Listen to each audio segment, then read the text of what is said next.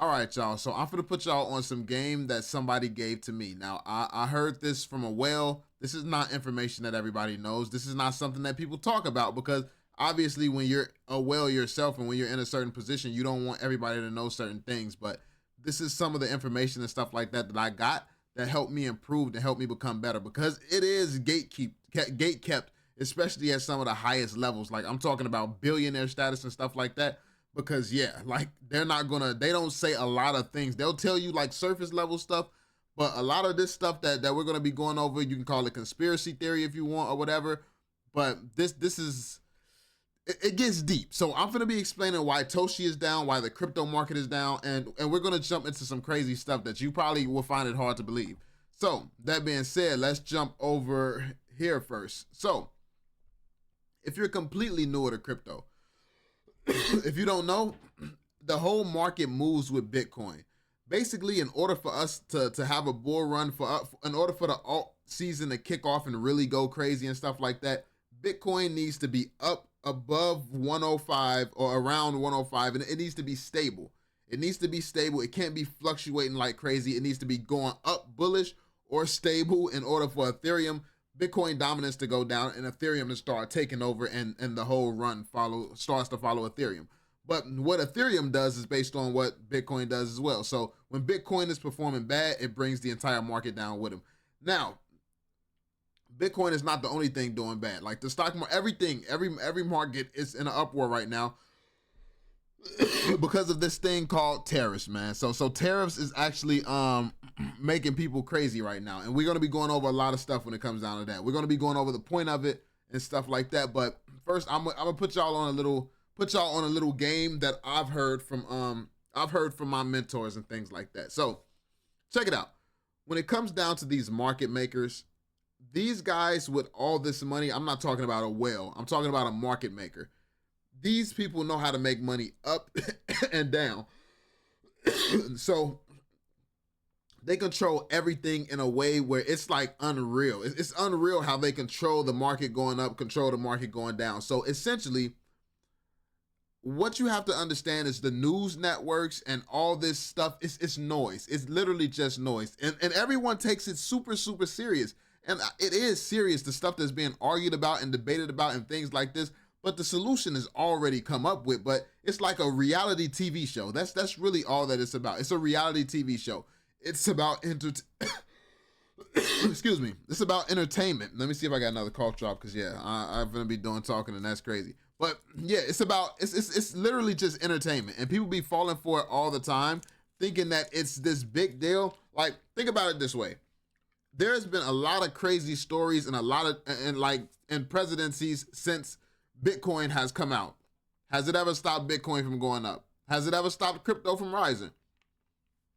So all this stuff that was going to be the end of crypto, the end of bull runs, the end, everything feels like the end when you're right there in the moment.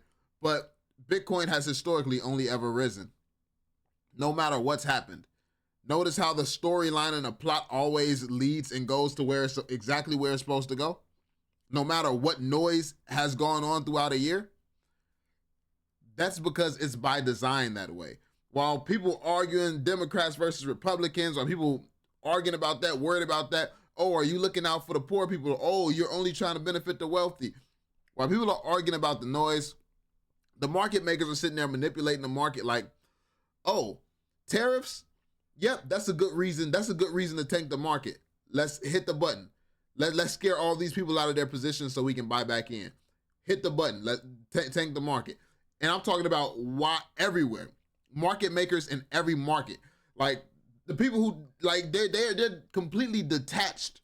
They're completely detached from emotion towards this stuff and how people are being impacted and things like they don't care at all. They're like, nope, tank the market. Okay. Oh, that's some good news. This is a reason for the market to pump. Press the button. We're going up now. Okay.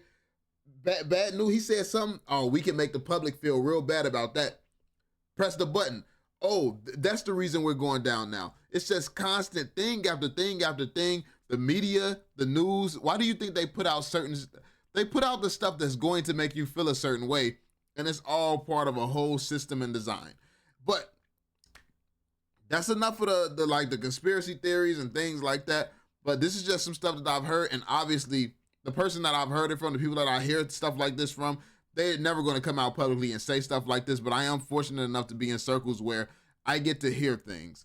So the level that these people are playing at is crazy. But essentially, if you want to understand what's going on right now, what the whole tariff thing is and why it's so horrible, and what's supposedly tanking the market, is that Trump wants to go to a tariff. He wants to tariff Canada, China, and somewhere else. I forgot where else.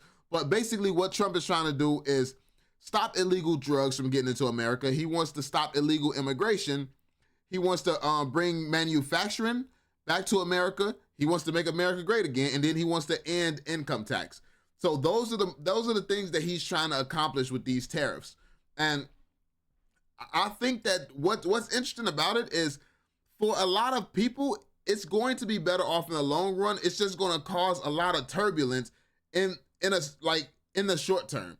And I think people always look at how it benefits the rich and wealthy and things like that. But I feel like people spend more time watching and looking into politics than they spend focused on how to change their life and how to win at this game and in this system that we're in.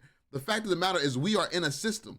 You can play the system and you can learn the rules of the system so you don't keep going against it, getting screwed over, because that's the people who complain. It's the people who do things the way that they have been taught, which is completely against the system, which, I mean, that's by design. The system teaches you to not know how to actually play the game to win. It teaches you how to be a slave, a worker, work for someone else, send your kids to a school so their minds can be filled with stuff taught to them by someone else who don't really even care about them. Tired of kids not being underpaid for watching all them kids putting up with that all day. It's like the systems are completely designed this way to make everybody crazy. Like, the children are manipulated in schools. They're taught what the system wants them to know, so they can't think outside of the box. Everybody gets trapped in this box from this system, and it's all by design. So essentially, what people need to start doing is learning how to think for themselves and break free and get that information and realize a lot of this stuff is just noise. You need to learn how to take your financial freedom and your financial, destiny in your own hands. The opportunities are there. You see, I hear so much news about how Trump did this, Trump did that. Trump is playing by the rules and he wins, and people hate that he wins. Why don't you learn how to play the game that he's playing? It's so easy. It isn't that complicated at all to play this game. But the thing is, people would rather watch the news and watch entertainment than actually get up and do something themselves. Because it's not like this game is difficult to learn. And I will admit that a lot of the information, some of the information, is definitely gatekept. It's gatekept if you're not in certain circles. But the problem is, you can make your way into certain circles just by working. You level your mind up, you level yourself up, you'll eventually become tied to people who are leveled up, who are tied to other people who are leveled up. And the more your level increases, the higher level people you get around you. It's just like any game, any video game. So you got to think, like, people look at life so serious, not realizing all these market makers and all these people that everybody at a higher level tends to look at it more closely to a game. It's just like, it's playing a game in real life. And this is why a lot of successful people, super successful people, don't really play games like that. I mean, Elon Musk is an exception, but a lot of people don't play games like that because it distracts you from the game of life. And I guess once you win, like once you're winning to the point where Elon is, he don't really got to lock in and focus. So yeah, he can do his thing. But yeah. So anyway, Bitcoin is down. That's why the market's down, and that's why the tariffs is it's all because of the tariff. So Trump basically scared everybody with the whole tariff thing because it's uncertain. When markets are uncertain like this, people don't know. People pull out of uncertain assets. People pull out of speculative assets. And obviously there's not much more speculative than the meme coins in general. Then Bitcoin is more speculative to people. People pull out of speculative assets. So when a market maker presses the button and be like, oh, the market's going down, so they take out a large of money, they take out an insane amount of money, manipulate the price, and then real people start to sell. Then when the market maker want to buy back in and take that price back up, so then they know that the real people are going to jump back in and get excited. All the market maker got to do is put that insane amount of money back in, and everybody's going to be, oh, it's pumping again. Let me put my money back in on top of it, making that market maker money all the way up and making that market maker money all the way down. It's a never-ending cycle of people just giving their money to the rich.